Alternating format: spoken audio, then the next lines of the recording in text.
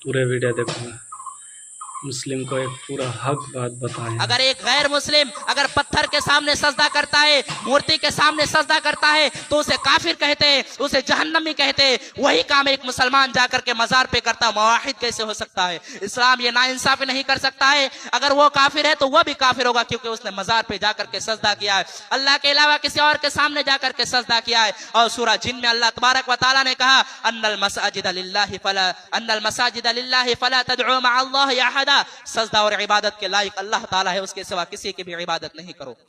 तो ये पहला हक अल्लाह ने अपना बयान किया कि शिरक नहीं करना है। वअबुदुल्लाह, अल्लाह की इबादत करो, वला तुशरिकू बिही शैया, उसके साथ किसी को शरीक ना करो। ये पेशानी झुके तो अल्लाह के सामने झुके, ये हाथ अगर उठे तो अल्लाह के सामने उठे, अगर ये जबान पर कोई कलमा अगर जाहिर हो तो रब का नाम जाहिर हो। उसके अलावा या ख्वाजा गरीब नवाज या मुश्किल कुसा ये कुछ जबान में नहीं आना चाहिए। सबसे पहला हक अल्लाह ने अपना बयान किया कि शिरक ना करो।